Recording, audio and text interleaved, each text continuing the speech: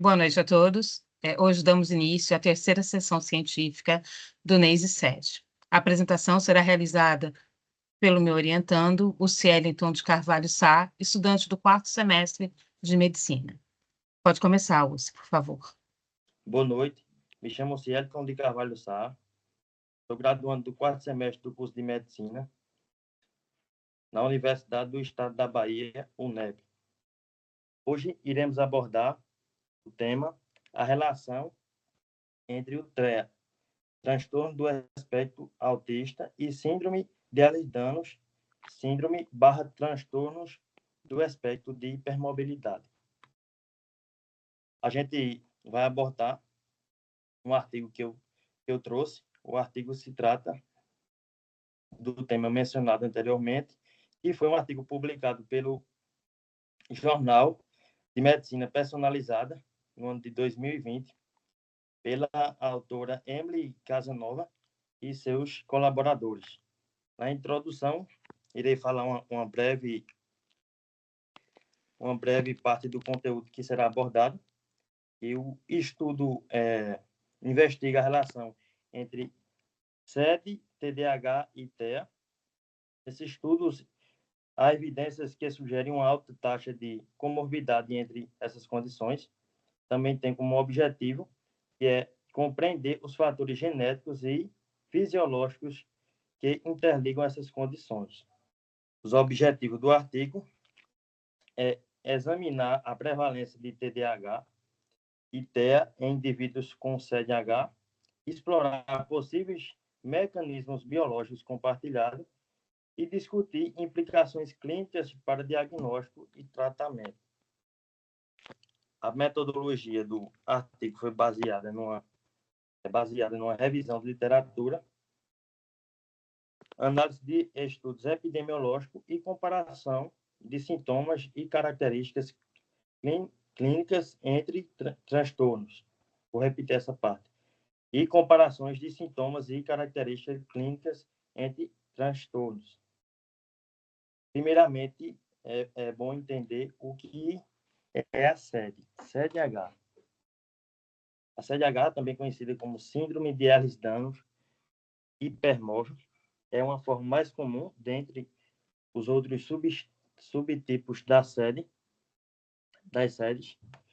É um distúrbio hereditário do tecido conjuntivo autossômico dominante que afeta a formação do colágeno. O colágeno, que é uma proteína fibrosa encontrada no corpo humano. Existem diferentes tipos de colágeno, sendo diferenciados por sua origem, sua composição, morfologia e funções. É a proteína mais abundante no corpo humano e está presente na pele, nos ossos, músculos, tendões, ligamentos, vasos, dentes e dentre outros. Por se tratar de uma condição que afeta o colágeno,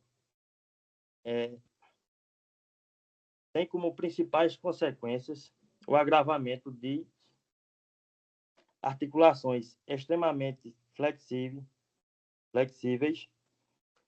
pele mais elástica, fadiga e dor crônica, como também a desautonomia, que se trata de várias condições com prognóstico diferente. E o que é TEA? TEA se trata do transtorno do espectro autista.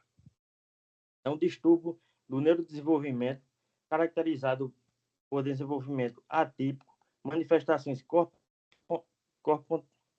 comportamentais, déficit na comunicação e na interação social, padrões no comportamento, tem comportamentos repetitivos e estereotipados, podendo apresentar um repertório restrito de interesses e atividades, além de hipersensibilidades sensoriais. E a gente vai observar que indivíduos com CDH também apresentam dificuldades sensoriais e motora, reforçando uma hipótese de um vínculo genético ou biológico entre as condições. O TDAH, transtorno de déficit de atenção com hiperatividade. TDAH é um distúrbio neurobiológico crônico que se caracteriza pela desatenção, impulsividade e agitação motora. O TDAH afeta principalmente crianças, cerca de 3 a 5%, acometendo mais os meninos. Ele é chamado, às vezes, de DDA, distúrbio do déficit de atenção. A dificuldade para manter o foco nas atividades propostas e a agitação motora que caracterizam a síndrome podem prejudicar o aproveitamento escolar e ser responsável por rótulos depreciativos que não correspondem ao potencial psicopedagógico dessas crianças. É bom trazer também que existem 3 tipos de TDAH, 3 graus. Hoje tem a forma mais leve do distúrbio, que apresenta poucos sintomas e pequenos prejuízos sociais. Também tem a forma moderada, que exige sintomas e alguns prejuízos de grau leve e grave presentes. Também temos a forma mais grave, que tem muita expressão dos sintomas com real prejuízo funcional, social e acadêmico. Então, indivíduos com CDH frequentemente apresentam sintomas semelhantes devido à desautonomia e dificuldades sensoriais, sugerindo uma possível ligação entre as condições. Então, o TDAH e a TEA, ele foi analisado, identificado que tem uma prevalência nos estudos que mostram uma possível relação. Porém, não tem bases ainda moleculares identificadas da CDH que possa associar diretamente com a TDAH e a TEA. Os resultados obtidos serão que os indivíduos com CDH apresentam maior prevalência de TDAH e TEA. No caso, a gente pôde analisar o artigo e a gente identificou que tem uma possível prevalência nas pessoas que possuem CDH, TDAH e TEA. Como também é possível identificar mecanismos genéticos e fisiológicos compartilhados.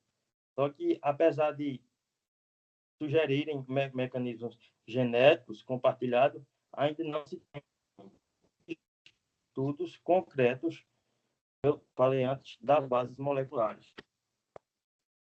Também, alterações no sistema nervoso autonômico podem influenciar sintomas psiquiátricos. Então, essa nervoso autonômico, que é característica também, ele, por se assemelhar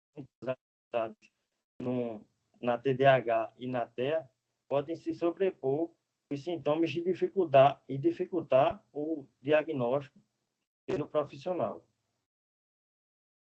Também é importante frisar que manifestações clínicas desses distúrbios autonômicos incluem em pacientes com CDH, inclui taquicardia, hipotensão, distúrbio gastrointestinal e disfunção da bexiga e má regulação da temperatura. Para enriquecer o estudo, eu trouxe conteúdo de outro artigo que eu encontrei, um artigo que foi publicado em 2021, foi publicado pela revista Dove Press, Doenças e Tratamentos Neuropsiquiátricos. Foi publicado em 2020 pelo autor Eric Quindger e seus colaboradores. No estudo, evidenciamos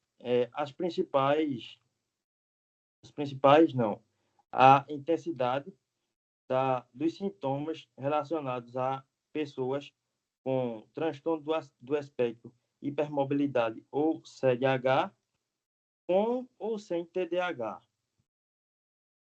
É possível identificar na coluna azul, as pessoas do estudo que têm CDAH ou HSD, que é o transtorno do espectro de hipermobilidade, e não tem TDAH. E a gente vê que na coluna verde tem uma sobreposição da intensificação dos sintomas nessas pessoas que apresentam essas condições concomitantes. E a gente pode focar mais aqui na sintomatologia como fadiga, problemas do sono e também problemas do trato urinário, que foi os principais sintomas que obtiveram uma grande relevância em comparação aos outros. Aqui mostramos das 201 crianças com transtorno do espectro de hipermobilidade ou CDAH, com ou sem TEA, que é o transtorno do espectro do autista. A gente pode ver também que se assemelham em relação à sintomatologia. Tem-se uma intensificação dos sintomas devido à sua sobreposição, tanto na fadiga, como também nos problemas do sono, e também como problemas do trato urinário. Essas crianças com sintomas neuropsiquiátricos ou diagnóstico também apresentaram uma proporção maior de sintomas associados, né? Que esses que eu comentei agora. A discussão destaca os desafios no diagnóstico diferencial, já que os sintomas da SED podem ser confundidos com TDAH ou TEA. A hipótese de uma relação entre essas condições envolve o papel do colágeno do sistema nervoso autônomo. O tratamento ideal deve ser multidisciplinar, envolvendo médicos, terapeutas ocupacionais e especialidades em neurodesenvolvimento. É importante frisar aqui também que da importância do profissional acompanhar a criança que apresenta, que tem um diagnóstico de CDAH, devido a essa relação, essa tendência a ter TDAH ou TEA. Então, é importante o acompanhamento para o profissional dar um tratamento mais eficaz ao paciente, para que ele possa ter um desenvolvimento melhor, né? Então, chegamos à conclusão. A conclusão como eu mencionei já antes, enfatiza que há evidências ligando a CDAH ao TDAH e ao TEA, mas que com mais pesquisas são necessárias para compreender melhor os mecanismos subjacentes, pois ainda não se tem conhecimento sobre as bases moleculares da CDAH, mas que estudos estão em andamento e o trabalho conjunto multidisciplinar entre profissionais de saúde é essencial para garantir diagnóstico mais preciso e ter uma abordagem terapêutica mais eficaz, pois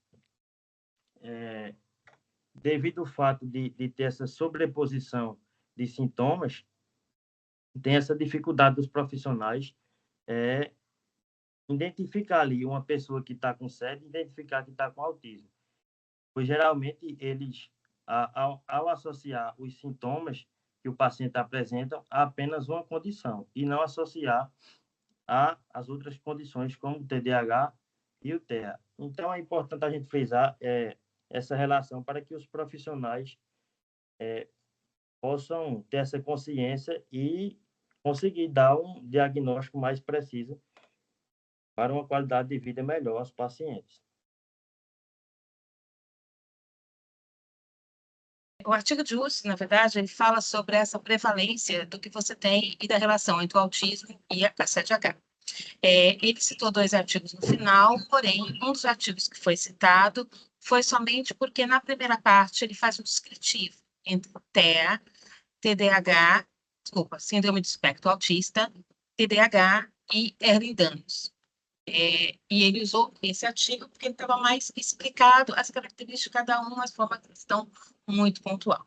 O artigo que permeou toda a apresentação dele foi o artigo de prevalência. E aí eu vou fazer algumas explicações sobre o que foi feito no artigo, tá bom?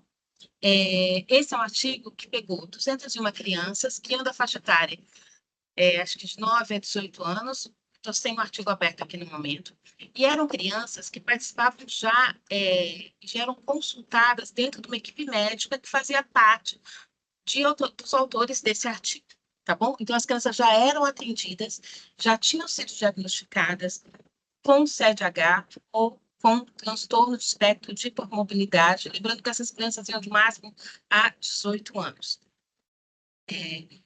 E, a partir disso, eles chegaram à conclusão que eles deviam fazer um levantamento de quais delas, na verdade, eram ou possuíam a síndrome do espectro autista e tentar ver a relação ou a possibilidade de sintomas que poderiam ser sobrepostos, tá? Não foi feita uma análise genética neste artigo. Por que isso? Porque você não tem um marcador genético para CDH. Então, eles não conseguiriam, mesmo sabendo os genes que estão envolvidos com o autismo, relacionar isso com a CDH nesse primeiro momento, tá bem?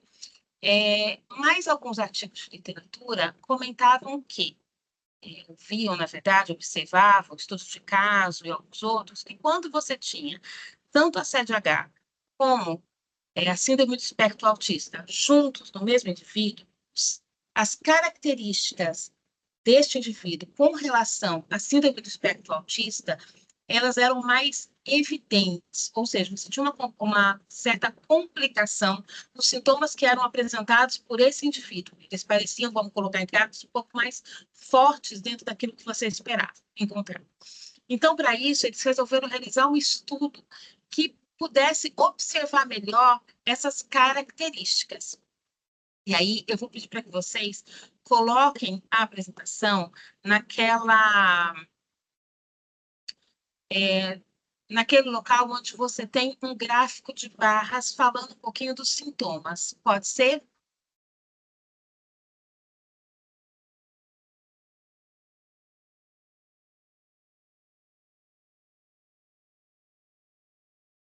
Pronto. Aí eles fizeram duas comparações. Essa com o TDAH, que eu não vou me ater nesse momento. Você pode passar para outra? E essa que é a síndrome do espectro autista. Vou fazer uma ressalva, que aí está aquelas com e sem diagnóstico de TEA. Todo o artigo, por conta da data dele, ele fala da síndrome do espectro autista, mas ele usa o TEA como a sigla, né? Por isso que ela acabou sendo colocada aí, tá bem?